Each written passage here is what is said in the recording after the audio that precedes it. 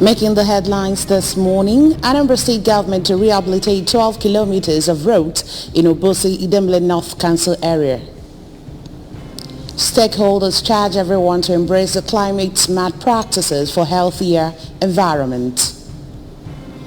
62nd Independence, Nigerians blame country's challenges and poor leadership. 174 people die in stadium crash in Indonesia. Before the news in detail, here is a special message. Governor Chukwuma Soludo has come for a total turnaround maintenance of the Anambra State economy and promotion of core Igbo values. Let's give him maximum support for the task ahead. Good morning and welcome to the news. My name is Chidimma Oranwa. 12 kilometers of roads in Obosi Idemble North Council area will be rehabilitated by Anambra State government. Governor Chukwuma Soludo gave the assurance when he inspected roads in deplorable conditions in the area, as well as environmental challenges, including challenges posed by flooding. AGK Abana has details.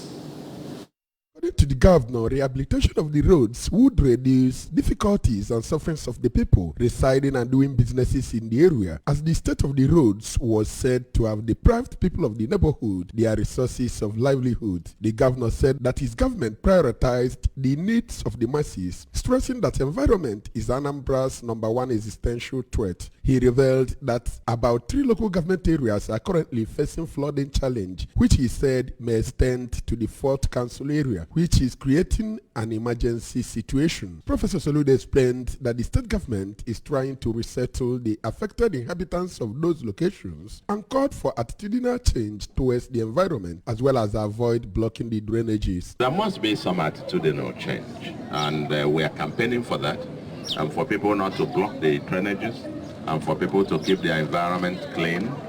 And therefore, we're asking our people that it will take collective responsibility. Government will do its part, but everybody has something to contribute. At various locations visited, ABS Lens captured the residents chanting songs of solidarity and expressing optimism that the problems facing the areas would soon be a thing of the past. The roads include Odume Layout, Ugwaba, Ibolo, Eziweka Road Awada, and the Owelaja, all in Obosi. The governor was accompanied by the State Commissioner for Works, Engineer Ifeanyi Okoma, and his special duties counterpart, Barrister Sylvester Ezeokenwa, among others. A one-day key stakeholders meeting on renewable energy, climate change and environmental management has ended in Oka with a call on everyone to embrace climate-smart practices for a healthier environment.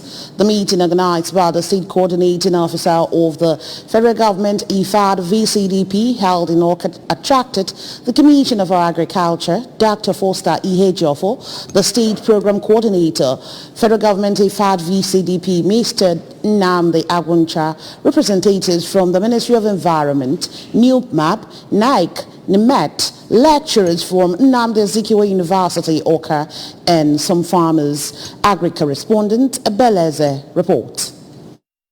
Speech, Dr. Ihejiofor disclosed that Anambra State is the first state in the entire nation to embrace climate-smart policy as its policy. The Agri-Commissioner announced that Anambra State government had few months ago highlighted the state agricultural policy direction to embrace the principles and practices of regenerative agriculture as driver of all activities in the sector. He also unveiled that the state government has set the stage for integrating composting centers to host the production unit for black soldier fly, mushroom, effective microorganisms and extracts of composts, which according to him the farmers need. My advice to participants in this critical stakeholder meeting today is to listen attentively and understand that what is being done here right now might look small, but it is fundamental to mitigation of the climate crisis which we face in the world. The Commissioner of Environment, Mr. Felix Odumegu, who spoke through the Special Assistant to Governor Chukwuma Soludo on Environment, Mr. Nchedochukwu Ezenwebu, identified aggressive tree planting as the easiest way of reducing emission to actualize 2025 zero emission project. Declaring the meeting open, Mr. Agwuncha charged every individual to join hands together and heal the world, which according to him was damaged by human activities. Because the effect of climate change is with us, and everybody has to put hands on deck to see that we move forward without causing much damage to the environment. Presenting the overview of IFAD mainstreaming area on climate change and environmental management, the State Environmental and Climate Change Officer, Federal Government IFAD VCDP, Ms. Joy Nwabeze, listed climate smart and sustainable land and water practices, domestic biogas digester, waste to wealth conversion, solar dryers, among numerous others, as IFAD mainstreaming activities. They are all about giving you people sustainable activities, things that you can do that can be sustainable in a long period of time. That is what the VCDP is all about. For the State Agro-Processing Officer, Federal Government IFAD VCDP, Mr. Bonaventure Mochebe, an engineer, nature should be respected to change the narrative in agriculture and better the life of farmers. In Oka, Ebele Eze, ABS News. The National Emergency Management Agency, NEMA, has confirmed the death of one Guinea Kanwa Izuoba in the Enugu to Aguleri flood. The zonal coordinator of the agency, Mr. Thickman Tanimu, confirmed the incident in Okaran Saturday. Mr. Tanimu said that Izuoba died when his house collapsed due to the impact of the flood. He also said that at least 651,053 persons in 6 local government areas of the state have so far been displaced by flooding. Mr. Tanimu said that the agency had undertaken an assessment of flooding in different parts of the state and revealed that Obaro had the highest number of victims with 286,000 persons. He said that Anambra West and East local government areas followed with 237,000 and 103,000 victims respectively. He said that Oka North local government had 10,345 victims while Ayamelum had 9,240 flood cases with 5,468 displaced persons. Anambra Housing Commissioner Honorable Polly Onyeka has urged engineers in the state to join hands with the administration of Governor Chukwuma Soludo in achieving his vision of building a livable and prosperous smart megacity for the Anambra. Commissioner Onyeka, who made the call while receiving the current technical committee led by the Chairman Engineering Monetary Regulation Anambra State, Engineer Victor Major, who paid him a courtesy visit in his office in Awka, noted that building a livable and smart megacity will be easily achievable when key professionals in the building industry contribute their quota towards housing. Correspondent Njideka Okoye was there and now reports. Honorable Onyeka, who stated that the role of engineers is vital and key in building projects, urged them to guard against building collapse in the state, pointing out that considering what is on ground in the state today, Governor Soludo has demonstrated that he is capable and a capacity building governor known for excellence in all aspects. The Housing Commissioner stressed the need for them to focus on areas of specialization to avoid conflict, adding that Governor Soludo is interested and happy in seeing the state using its local contacts and professionals. Honorable Onyeka advised them to maintain good working relationship with other professionals in the building industry that complement what they are doing for greater productivity, promising them a cordial working relationship. We'll get there, like I said. And I want you to be ready so that when we'll be getting there, go together. We'll bring you in. We'll bring you in so that it becomes a very, well-articulated teamwork. So you are welcome, and you are welcome. Thank you so much. Earlier, the current chairman, Anambra State, Engineer Victor Meju, stated that they observed the excellent and systematic implementation of the governor's blueprint, which he said is impressive and commendable. He said that their primary objective in this regard is total quality control and management to assist the government achieve quality and solid structures, and commended Governor Ludo for appointing Honorable Onyeka as the Commissioner for Housing. The Engineering Regulatory Monitor is a creation of the Council for the Regulation of Engineering in Nigeria, as provided for in Section 21, subsection 123 of the Act, and as charged with the enormous responsibility of regulating and controlling the practice of engineering profession in all its ramifications, and empower the Council from time to time to make regulations controlling the practice of engineering in the industry. We also charge to ensure that engineering is practiced in Nigeria in accordance with relevant codes of engineering practice in order to protect our development and economic investment, enforce maintenance, discipline, and strict standard of ethics in the practice. In Awka, Njideka Okoye, ABS News.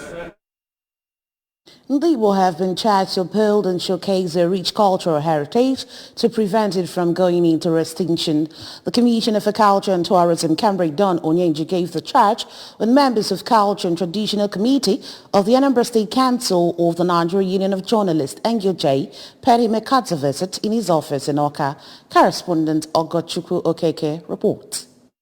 The visit by the group was to brief the Commissioner on the group's maiden Culture and Tradition Fiesta coming up on the 20th day of October 2022 at the NUJ Secretariat, Awka. Comrade Onyenji, who congratulated NUJ on the proposed Culture and Tradition Fiesta, expressed satisfaction with the rate at which people showed interest in culture these days, noting that the importance of culture can never be overemphasized. The Commissioner enjoined the Anambra and Nigeria in general to promote their culture, adding that Soludo's administration is very passionate about culture, and explained that the major mandate of his ministry is to promote culture and tradition of Ndibo. This is the season for cultural events. Ndibo, Irigio, especially, and some others that really make it happen in terms of celebrating who we are. And so it's a good development that NUJ has decided to celebrate this. And we want to congratulate you on this and say that it's also good. It's a totality of celebration. Okay, so we want to congratulate you on this. We are happy that people are getting more interested in celebrating our culture these days. You know, our culture is rich, and all of us who are adults today will always remember flashing back how we used to enjoy all of these back in time. Speaking earlier, the 2022 chairman, Anambra NUJ Culture and Tradition Committee, Comrade Nneka Ibe Anolefu, said that the essence of the event is to revive the rich cultural heritage of Ndibo and solicited for the Commissioner's support in the forthcoming fiesta. The essence of this cultural fiesta is to revive our culture and as well save our culture from going into extinction. That's why we deemed it fit to be here. Kaibia, yopute nnukwu mmanwụ ka o nyela anyị aka ka o wee buli fekwu ka a na-eme. We need your support because ịma culture na Anambra State partner with NUJ is a kind of bringing your activities to limelight. Contributing, some members of the committee, including Mrs. Cassie Ebony and Mr. Michael Ezewata, commended the Commissioner for his warm reception, adding that they have confidence to get desired support from him to make the event a success. We're now hoping that very day that we're going to have a grand fiesta. You know, we succeeding is also your ministry succeeding because it's actually your ministry, even though it's the NUJ. You know, like championeer, you know, so most of the activities we're also going to do under your ministry. We are confident that we're going to get the desired support from you to make the event a very huge success. In Awka, Ogochukwu Okeke reporting for ABS News. As Nigeria marks 62 years since independence in 1960, stakeholders and leaders of fought while sending their goodwill messages to Nigerians, blame the challenges facing the country and poor leadership. Correspondent Valentine Mbadoa has details. Reacting on the level of development in Nigeria after 62 years of independence, the immediate past senator representing Anambra Central Senatorial District, Senator Victor Ume, said that Nigeria only needs visionary leadership to get better. According to him, Nigeria is blessed with enormous human and natural resources capable of making Nigeria competing with other nations of the world, and called for a total reflection on the past and how best to make Nigeria a better nation. At this time, in our history, there is a general consensus that the country is not in a good shape right now. After 62 years of independence, we ought to have been able to organize ourselves for the betterment of the Nigerian people. There is a general understanding of the situation that things are very difficult for Nigerians. Things have gotten worse than they were from the beginning. So we have a golden opportunity now that we have an election by the corner to choose correct leaders for the country. On her part, the APGA candidate for Oyi and Ayamelon Federal Constituency, Lady Maureen Gwacham, harped on the need for Nigerians to use this time to reflect on the journey so far and how best to improve the country. She said that 2023 presents the country with yet another opportunity to choose leaders and called on Nigerians to set aside religious and political affiliations as well as ethnicity and choose leaders based on credibility and pedigree. Nigeria at 62 is a time for celebration, thanking God for keeping us together. And then as we celebrate, we must also remember our brothers and sisters that laid down their lives to get us here. And then it's also a time to examine ourselves and then ask ourselves some questions. How did we get here? And what can we do to make a better nation? Of course, no nation is perfect, but we can all come together and work towards a perfect Nigeria.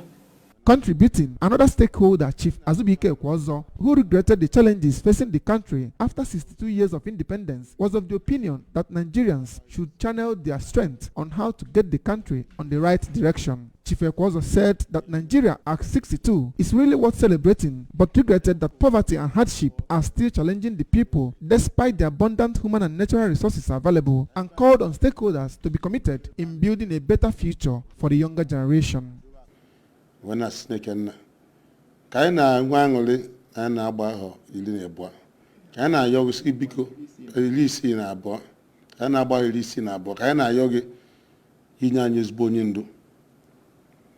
Game me, hear me, maybe, or blame is lemon. Now, Oburana or Emirates, Arab Emirates, Budubai. Kandibana was in Je, Buzeban Eje, Egakonoba, Edova Konoba. Mana mgbe hapịa ka bịa anyị ego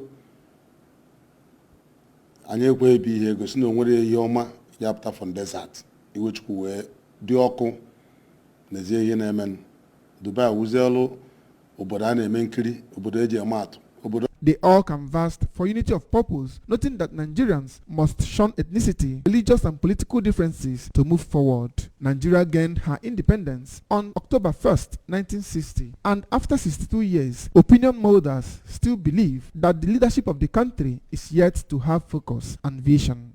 In Awka, Valentine Badwa reporting for ABS News. The centre-right New Unity Party of Latvian Prime Minister Krišjānis Kariņš won Saturday's election according to provisional results, with its 19% of the vote putting him in a position to head another coalition government. The result, with 91% of the district counted, mean Latvia should remain a leading voice alongside its Baltic neighbors, Lithuania and Estonia, in pushing the European Union for a decisive stance against Russia. Karin's party was again the party with the most support following the election. As many as 9 parties won sufficient votes to gain seats in parliament. After a campaign dominated by security concerns following Russia's invasion of Ukraine, Karin told reporters he will be working to craft a coalition of like-minded parties.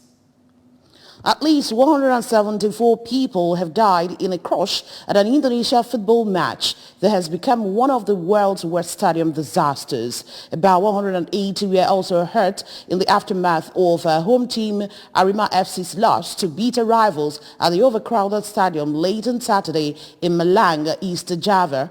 The crash took place after police tear-gassed fans who invaded the pitch. As the panic spread, thousands surged into and towards Kanjuran Stadium's exit, where many suffocated. FIFA, the world's governing football body, states that no crowd control gas should be carried out or used by stewards or police at matches.